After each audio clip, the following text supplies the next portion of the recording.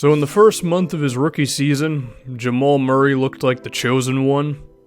And I think it was because the Nuggets actually ran some offense through him and gave him the ball and didn't expect him to just be an off-ball player all the time.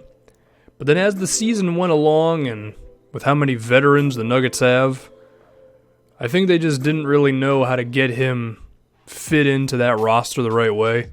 And as a result, he had a couple of months where he was just flat out bad. His shooting was off, his percentages were bad, and it was weird. I was like, well, what happened to the guy from the beginning of the season?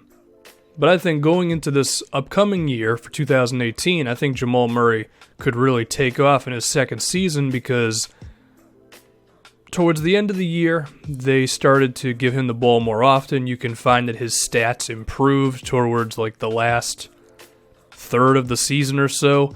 And I think they're going to put the ball in his hands going into 2018, and you're going to see Murray be a guy who can really create his own shot, be able to hit jumpers over other guys, but also get screens from his big men and get into the teeth of the defense and actually make things happen. I mean, Nate Duncan, who's the prophet, said that in a few seasons, Jamal Murray could be the closest thing to Steph Curry in terms of his play style and all that. And if Nate Duncan says it, then that means it's going to happen. I'm also really intrigued by what his on-court relationship with Nikola Jokic can be because, of course, Jokic is Magic Johnson in like a 7-foot-tall body, even though Magic Johnson himself was almost 7 feet tall. I don't know what that means, but these two as a young tandem can be really special for Denver, and they could be one of the best offensive teams in the league. And just given Jokic his passing ability, and I think Murray having the ball in his hands more often, on top of his shooting ability, I think he's going to take off next season for the Denver Nuggets. And then if we stick to the Western Conference here, Andrew Wiggins. It's going to be his fourth season. At some point, he has to grow into an all-around player. Like, the scoring is already there, right? He can score in the low post pretty damn effectively. He was able to do that right away. He can hit three-pointers. He can put the ball on the floor and create for himself. He can be effective on fast breaks. But when's the other stuff going to come? When are you going to grab like 7 or 8 rebounds a game, given your size and athleticism? When are you going to be the guy who the T-Wolves can look at to defend the other team's best player? I mean, you were supposed to be a defender when you came into the NBA, and you've been kind of the opposite. Like, we all thought he was going to be a stopper who had to work on his offense, but he's an offensive player who his all-around game is lacking at the moment. I mean, you can find clips on Twitter of Andrew Wiggins just not putting in the effort he really should on defense and with rebounding, but also, is he going to be a playmaker? He averages like 2 assists a game, but he's a guy who can dribble and make offense for himself, so it would be natural for you to think that he can make offense for other guys. But up to this point, he has not been someone who's gotten a lot of assists for the T-Wolves. So that's what it's going to be. In his fourth season, I think we're going to see Wiggins take a step in something, whether it's defense, rebounding, creating for other guys. There's just no way that a dude who was so heralded coming into the NBA is just going to be like Kevin Martin. He's got to be more than that, and I figure it's going to happen in this fourth season. He's had Tom Thibodeau yelling at him for a whole 82-game stretch already. At a certain point, you probably start listening to the guy. Or Wiggins is just going to be simply not as good as we thought he was going to be. And entering his fourth season, I think the all-around game is going to begin to show for Wiggins. At least I'm hoping it will. Now if we can look at Brandon Ingram, who's also entering his second year, just like Jamal Murray. You know, he was thought of as a guy who was going to be a big-time scorer, and then he goes into the NBA and he can't make a shot to save his life. His percentages were not pretty last season. But on the flip side of things, his all-around game was really impressive for a rookie. About 4 rebounds a game, 2 assists, and quite a few times he would grab a rebound and then take the ball down floor himself where he could hit an open teammate with a pass. And given just how many ball handlers are on the Lakers with Jordan Clarkson, D'Angelo Russell, Lou Williams at one time, it's pretty damn good how effective Ingram was able to be with his floor game and getting other guys some good shots. But he was also pretty effective within the flow of the Lakers' offense. He didn't really force too many shots, and maybe it's going to take him a minute to realize, like, oh yeah, you know, I can shoot this and I don't have to be 100% unselfish all the time because it might actually be a detriment to my team.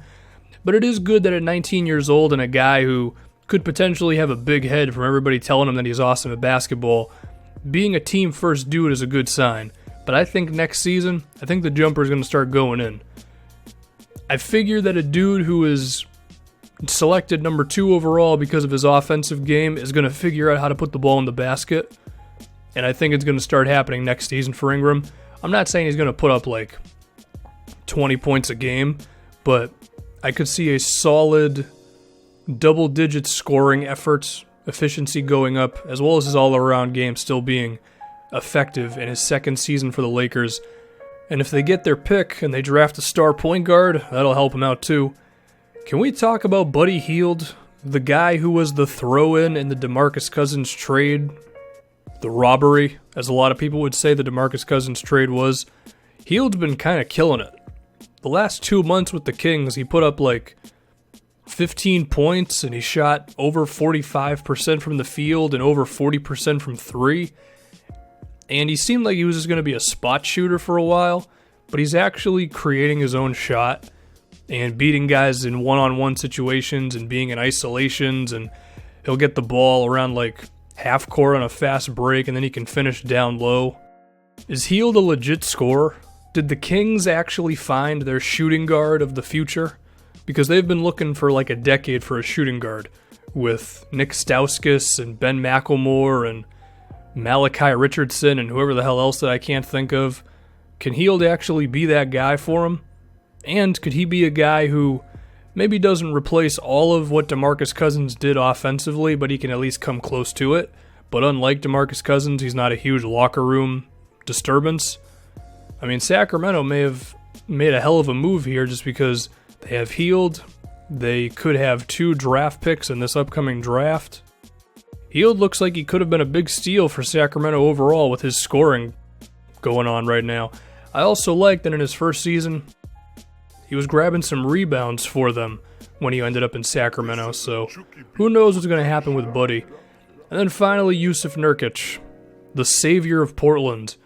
They traded for him, they went on a huge run, and I think the thing that really helped them out was that he was playing defense for him. He seemed like a guy who might not be a great defensive player just because he's not super quick and athleticism is not really associated with him, but he was actually helping them out defensively, and then offensively, he's effective in the low post, giving the Trailblazers just a third option who can actually do things, because before that it was Plumlee, and I mean, he was a cool passer, but he wasn't going to force offense the way Nurkic will.